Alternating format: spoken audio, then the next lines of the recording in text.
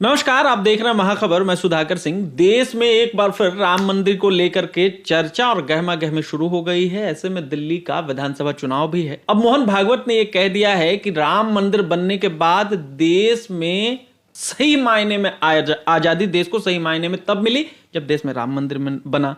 अब हम बातचीत करने के लिए हमारे साथ आनंद प्रकाश हैं। आनंद प्रकाश मुखर होकर बोलते भी हैं, डीयू में प्रोफेसर हैं। समझने की कोशिश करते हैं कि ये पूरा मामला क्या है।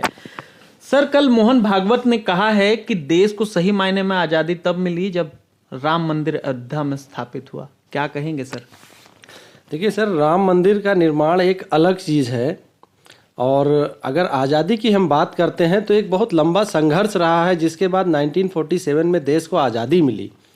उसके बाद अगर हम देखें, जो आजकल ये एक तरह से राजनीतिकरण किया जा रहा है राम मंदिर का, सबकी अपनी अपनी आस्थाएं हैं, भावनाएं हैं, उनकी भावना उनसे जुड़ी हुई हैं राम मंदिर से, वो अलग चीज़ है। लेकिन अगर जब हम आज़ादी के टर्म में जाएंगे तो आज़ादी कई मायनों में देखी जाती है।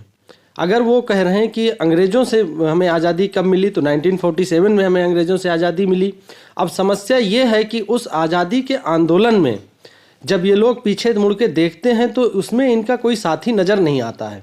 जब उनका कोई साथी नज़र नहीं आ रहा है तो वो किस तरह से उस आज़ादी को दिखाएं कि हमारे लोग उस आज़ादी में बढ़ चढ़ कर हिस्सा लिए थे।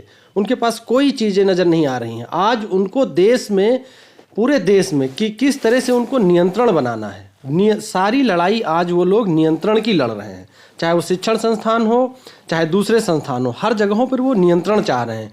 इसलिए मोहन भागवत जी ये बोल रहे हैं कि असल मायने में आज़ादी राम मंदिर के बाद मिली है। लेकिन अगर हम देखें तो आज़ादी किन किन मायनों में, कैसे कैसे, कहाँ मिली है। आज़ादी तब मिली, एक तबका जो मुख्य धारा में आने की कोशिश कर रहा था, जब आरक्षण लागू हुआ तब उसको एक बहुत बड़ी आज़ादी मिली थी।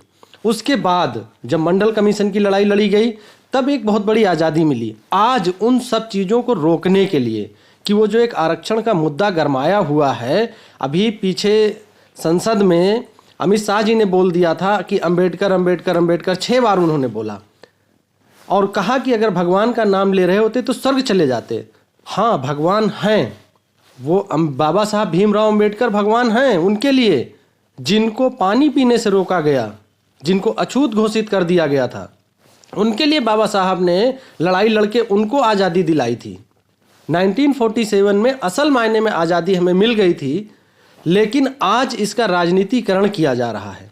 इनके जो आज़ादी की बात है राम मंदिर से जोड़ रहे हैं, हम इसकी कड़े शब्दों में निंदा करते हैं कि दोनों चीज़ें अलग हैं।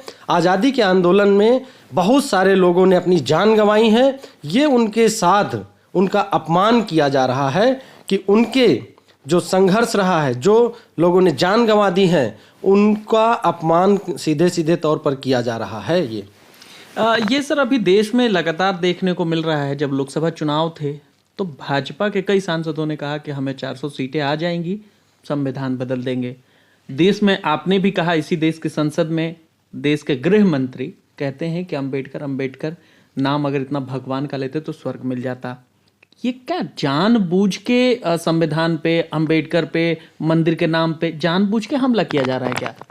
देखिए, इनके पास देश में मुद्दे नहीं बचे हैं। आज लड़ाई है रोजगार की, लड़ाई है एजुकेशन इंस्टीट्यूशंस को बचाने की, लड़ाई है किस तरह से हम अपना इंफ्रास्ट्रक्चर, चाहे वो हेल्थ सेक्टर हो या अदर सेक्टर हो, उनको कैसे इम्प्रूव किया जाए। इनके पास कोई रोड मैप नहीं है। तब ये इन सब चीज़ों से ध्यान भटकाने के लिए पूरा मुद्दे को डाइवर्ट करते हैं और ये लेकर के चले जाते हैं हिंदू मुस्लिम की तरफ, और जब कुछ नहीं मिलता है तो ये लेकर के आ गए आरक्षण पर। इस तरह की चीज़ों को ये डाइवर्ट करने की कोशिश कर रहे हैं। 400 सीटों की ये लड़ाई लड़ रहे थे, लेकिन जब लोगों को समझ में आया कि असल मायने में जो हमारे प्रमुख मुद्दे हैं, उन मुद्दों से हटकर ये पार्टी चुनाव लड़ रही है, तो क्यों ना हमें इस चुनाव में अपने वोट का प्रयोग करके हम अपना वो दिखाएं कि क्या हमें ज़रूरत है। इसलिए इनको 240 पे समेट दिया है। लेकिन फिर भी अब इनको और प्रदेशों में चुनाव है तो कुछ इनको मिल नहीं रहा है, इसलिए ये विभिन्न इस तरह के मुद्दों को लेकर के आ रहे हैं। जिस अम्बेडकर की ये बात कर रहे हैं कि बाबा साहब भीमराव अम्बेडकर, हमें तो दया आती है माननीय गृह मंत्री अमित शाह जी पर कि कहाँ उनका बौद्धिक चला गया है। उन्हीं की जो पार्टी है जिससे वो आरएसएस और बीजेपी जिनकी विचारधारा से वो आते हैं वहाँ बौद्धिक करवाया जाता है। हमें तो दया इसलिए भी आ रही कि उनको जाके बौद्धिक करना चाहिए। इतने पढ़े लिखे लोग उनके उसमें हैं, पार्टी में प्रोफेसर्स कई शामिल हैं, तो क्या मतलब रह गया कि क्या उनके पास कुछ लोगों से बात करने का समय नहीं था, या फिर उनके अंदर इतना घमंड भर चुका है कि नहीं जी हम तो जो चाहेंगे वो बोलेंगे, हम गृह मंत्री हैं, जो हम बोलेंगे वही सही है। तो ये बिल्कुल गलत है। बाबा साहब का इतिहास रहा है, बाबा साहब ने बहुत संघर्ष किया है, बहुत ही लंबे संघर्ष के बाद उन्होंने बुद्धिज्म भी अपनाया था। इसलिए इनको कुछ समझ में नहीं आ रहा था, तो इस पूरे मुद्दे को डाइवर्ट करने के लिए कि देश के जो प्रमुख मुद्दे हैं उनसे हटाकर अंबेडकर की तरफ चले गए। जब अंबेडकर की लड़ाई देश में विकराल रूप लेने जा रही थी तो इन्होंने अपने 2 सांसदों को जबरन ये हॉस्पिटल में एडमिट करवा दिया कि राहुल जी ने धक्का दे दिया। अब तो अभी 2 दिन पहले मैं बात कर रहा था तो मुझे एक लोगों ने बताया कि उनके सांसद जी के घर वाले कह रहे हैं कि आपने तो पूरे देश में मजाक बनवा दिया कि आप इतने दिन हॉस्पिटल में रहे। तो उन्होंने कहा कि हमें खुद अब अपने घर वालों से आंख मिलाने में शर्म आ रही है कि हमें कुछ हुआ नहीं था और हमें ले जाके हमारा राजनीतिकरण करके फ़ायदा लेने के चक्कर में पार्टी ने हमें इतना बदनाम कर दिया है। अभी देखिए जो अमेरिका में चुनाव हुए हैं या फिर अभी कनाडा में चुनाव हो रहा है, वो किन मुद्दों पर चुनाव लड़ते हैं? डेवलपमेंट की बात करते हैं, R&D की बात करते हैं, इंफ्रास्ट्रक्चर कैसे डेवलप किया जाए उसकी बात करते हैं। और हमारा देश किन मुद्दों पर चुनाव लड़ रहा है? हिंदू मुस्लिम करके चुनाव लड़ रहा है। देश के जो पब्लिक इंस्टीट्यूशंस हैं, पब्लिक इंस्टीट्यूशन जो आम जनता है, गरीब जनता है, उनके लिए है, उनको बेचने का काम ये सरकार कर रही है। उन सब से ध्यान भटकाने के लिए ये इस तरह के मुद्दों को लेकर के सामने आ रहे हैं। अभी देश में राजधानी दिल्ली में विधानसभा चुनाव होने हैं।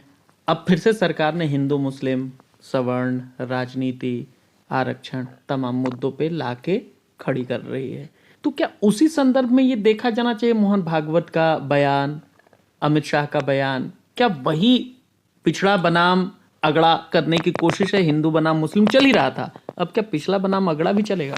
बिल्कुल, इनको ये समझ में आ गया कि हमसे एक बहुत बड़ा तबका अब नाराज हो चुका है, तो उस तबके को ये खुश करने के लिए इस तरह की बातें रख रहे हैं।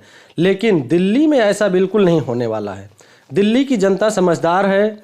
दिल्ली की जनता ये जानती है कि हमें वोट अपना जो वोटिंग राइट है वो किन मुद्दों पर जाकर हमें करना है। मैं अभी एक दिन ट्विटर पे देख रहा था कि पूरे देश में, पूरे विश्व में प्रचारित होता है कि ये इतनी देश की सबसे बड़ी पार्टी आज किस मुद्दे पर चुनाव लड़ रही है। दिल्ली में ये एक संसद में अध्यादेश लेकर आ गए हैं। उस अध्यादेश के अनुसार दिल्ली के जितनी भी शक्तियां हैं वो सब एलजी के पास हैं और एलजी का सीधा कंट्रोल सरकार के पास है, केंद्र सरकार के पास है। अगर यहाँ के पुलिस प्रशासन को देखें तो वो भी केंद्र सरकार के पास है। तो अब जनता उनसे सवाल करेगी अगर कि हमें किस तरह से आप सुरक्षा देंगे। यहाँ पर 2 केंद्रीय विश्वविद्यालय हैं, अगर वहाँ उनसे सवाल किया जाएगा कि भाई आपने जो केंद्रीय विश्वविद्यालय है उनके लिए आपने क्या किया है, क्या फंडिंग आप दे रहे हैं। बहुत सारे CSIR के इंस्टीट्यूट्स हैं, क्या आप R&D के बारे में बात कर रहे हैं? क्योंकि जनता बहुत समझदार हो चुकी है और दिल्ली देश की राजधानी है, इसलिए इस तरह के सवाल पूछे जाएंगे। देश में दिल्ली में देखिए पोल्यूशन का लेवल किस स्तर पे जा रहा है, लेकिन ये सरकार सिर्फ और सिर्फ राजनीति कर रही है कि सारे के सारे आरोप जो मौजूदा सरकार है उस पर लगाना चाह रहे हैं दिल्ली सरकार पर, जबकि ऐसा बिल्कुल भी नहीं है। इनके पास कोई भी मुद्दे नहीं है।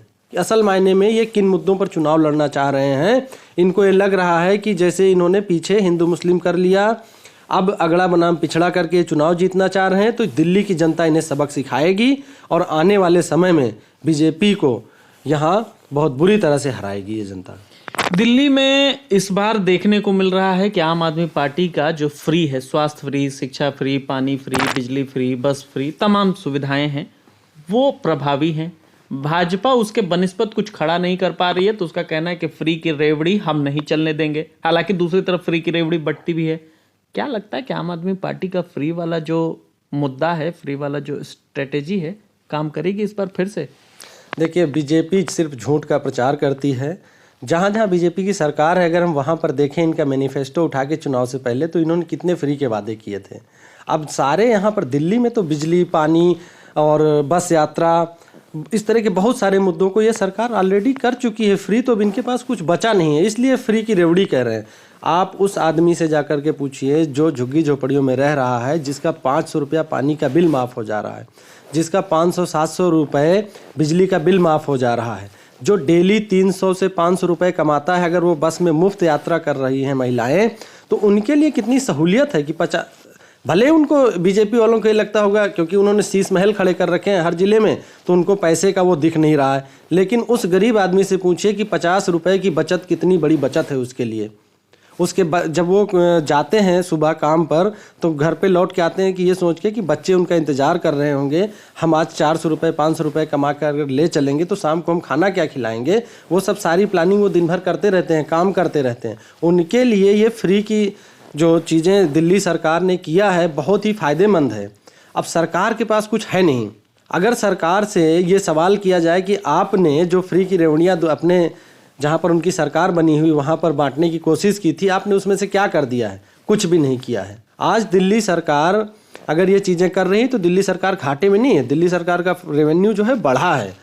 लेकिन समस्या ये है कि दिल्ली सरकार का रेवेन्यू बढ़ा है, केंद्र सरकार वो चाह रही है कि सारा का सारा पैसा उनके पास आ जाए ताकि वो उद्योगपतियों में वो पैसा बांट सकें, उनके लोन माफ़ करके वो पैसे बांटे जा सकें। शुक्रिया सर हमसे बातचीत करने के लिए। धन्यवाद। ये आनंद प्रकाश थे जो बता रहे थे कि जिस तरीके से दिल्ली में चुनाव हो रहे हैं, जिस तरीके से चुनाव का ताना बाना बुना जा रहा है, उसके मद्देनजर भाजपा, नरेंद्र मोदी, अमित शाह, मोहन भागवत तमाम लोग अपने काम पर लग गए हैं, क्योंकि उनको पता है कि हिंदू मुसलमान अगड़ा पिछड़ा यही करके चुनाव जीता जा सकता है। आप इस बारे में क्या कहते हैं, क्या सोचते हैं, हमें कमेंट सेक्शन में जाकर जरूर बताएं। बने रहे महाखबर के साथ, मैं सुधाकर सिंह, धन्यवाद।